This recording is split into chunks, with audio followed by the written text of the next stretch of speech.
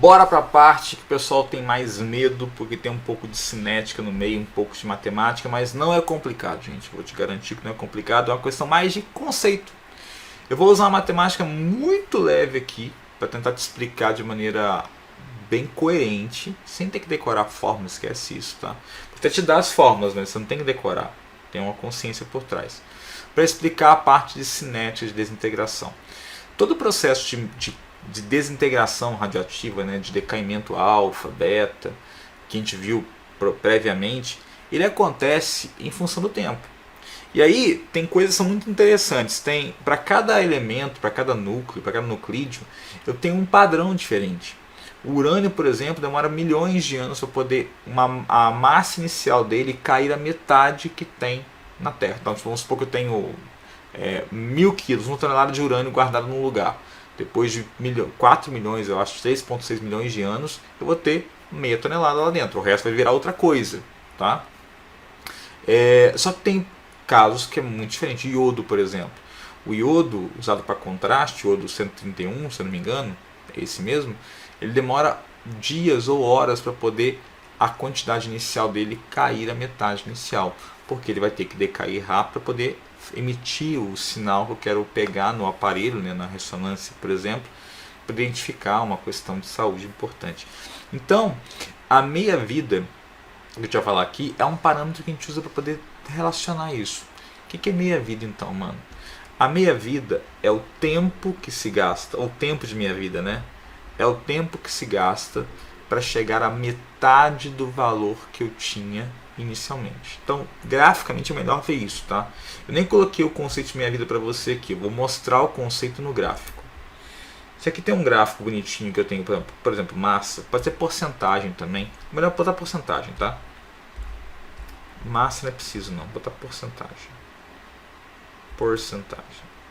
Porcentagem do material em função do tempo. E eu vou deixar um gráfico assim, ó. Ficou bonito até, exponencial. Aqui é 100% do que eu tenho do material, tá? Aqui então, por aqui vai ser em torno de 50%. Aqui vai ser em torno de 25% e assim segue. Se eu pegar essa marca dos 50 aqui, ó, e projetar aqui na linha do tempo, se eu pegar a marca de 25 também e projetar aqui na linha do tempo, ficou até bonzinho.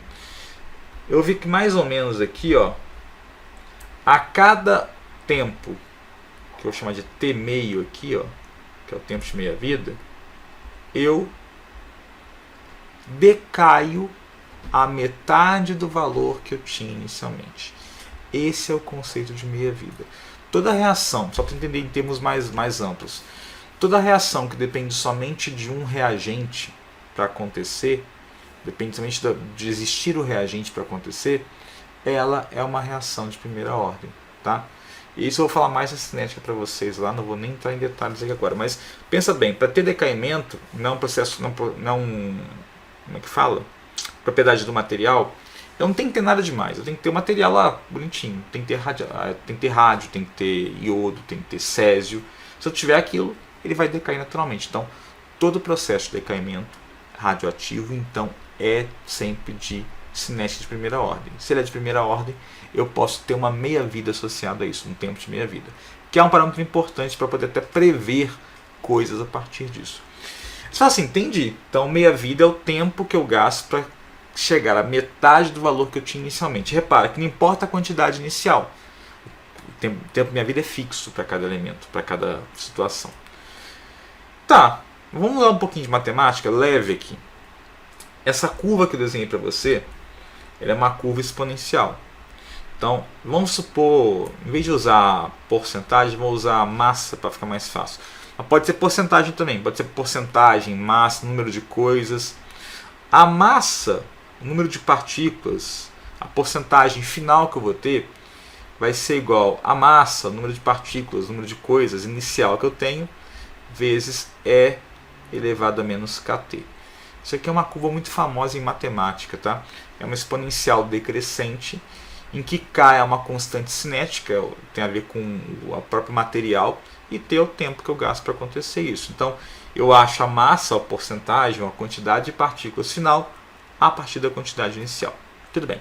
Porém, se eu estou falando de meia-vida, o que acontece na meia-vida? Na meia-vida tem uma coisa importante acontecendo. Eu tenho que, quando T é o tal do T meio, a massa final vai ser igual à massa inicial sobre 2, concorda? Ou a porcentagem final vai ser igual à porcentagem inicial sobre 2. Ou o número de partículas final é igual ao número de partículas inicial sobre 2. E aí, eu vou usar uma matemática assim, vou trocar, vou botar isso aqui. Ó. Vou então falar que M0 sobre 2 é igual a M0 vezes E a menos KT. Quando eu faço isso, surge uma coisa interessante. Eu vou poder cortar aqui, ó, M0 com M0. Vai ficar para mim então que meio é igual a E elevado a menos KT. Tudo bem? Se eu trouxer isso aqui para cima, só para ficar um pouco melhor de enxergar, usar a planária do saber aqui para gente, essa planária, né? Vai ficar meio é igual, ó, E elevado a menos alguma coisa pode ser 1 sobre E elevado a essa alguma coisa. Tá bom? E se os dois lados estão elevados a menos 1, posso inverter os dois lados para ficar igual. Tipo, colocar que 2 é igual a E elevado a KT. Matemática simples aqui. Com isso aqui, pessoal, eu tenho já um bom cheiro do que está acontecendo. Ah, e detalhe, se eu estou calculando isso aqui, para essa condição, o tempo que eu vou achar é o tempo de meia vida, concorda? Porque quando M é igual a M0 sobre 2, o tempo é o tempo de meia vida. Cara, vamos agora aplicar uma coisa matemática simples.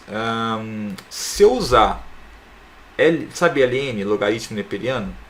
Ln dos dois lados da equação, aplicar ln de K e ln de K, o que vai acontecer?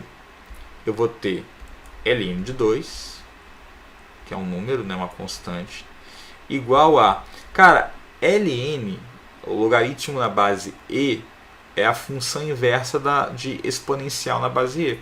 Então é como se eu cortasse uma função com a outra. Vai ficar igual a kt meio. E aí eu vou achar o grande pulo do gato, que o tempo de meia vida vai ser igual a ln de 2 sobre k. Com isso aqui, só quero te provar uma coisa.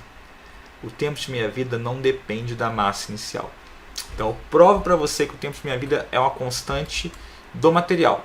Não depende de quanto eu vou ter. Ah, eu vou ter 2 gramas, 10 gramas, 20 gramas, 10%, 15%, não importa. Ele depende somente da quantidade, somente do material. Ah, é césio, então a minha vida vai ser essa. É rádio 225, a minha vida vai ser essa. Simples, beleza? Só que você fala assim, entendi, mestre, mas como é que eu faço um problema que envolva meia vida? Eu vou ter que fazer essa parte toda exponencial? Não. O tempo de meia vida como está aqui é difícil cair para vocês em questões de vestibular. Raríssimos vestibulares cobram o tempo de meia vida desse jeito aqui para você. Já sabe de onde que saiu, tá? Eu te mostrei de onde que saiu. Geralmente o que se cai é o seguinte. Eu tenho a curva, geralmente, para poder trabalhar. E eu tenho o tempo. Então, é muito comum aparecer da seguinte maneira para mim. Ó. Se eu tenho o tempo gasto para fazer todo o processo, o tempo de um processo como um todo, que é o ΔT, e eu tenho o tempo de meia vida, ou quero calcular o tempo de meia vida, eu consigo achar quantas meias vidas são associadas.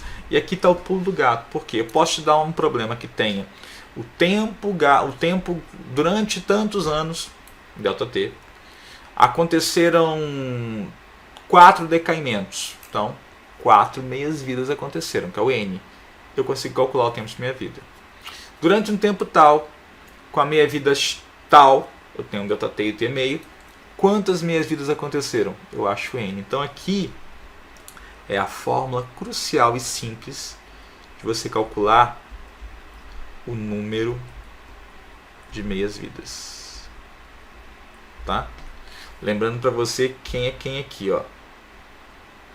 Nesse processo, ΔT é o tempo total do processo que eu estou analisando. T meio é o tempo de meia-vida. E N é o número de meias-vidas. Beleza, show de bola. Aí eu faço o que com isso, pessoal? Se você acha esse cara, tem um jeito muito mais prático de trabalhar do que esse que eu mostrei aqui do lado, que é o jeito teórico, que é o seguinte: a massa, o número de partículas, a porcentagem final, não importa o que seja, vai ser igual a massa inicial, número de partículas inicial, a porcentagem inicial, não importa a grandeza, sobre 2 elevado a n. Porque é um decaimento de primeira ordem. E aí, o que acontece, bicho?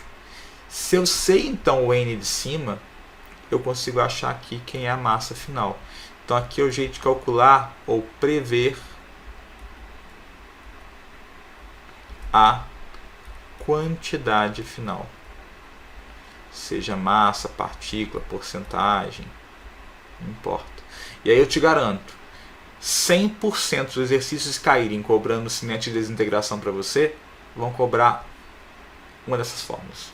E tem casos que você nem tem que fazer fórmula, pode só raciocinar com o conceito de meia-vida que eu te falei.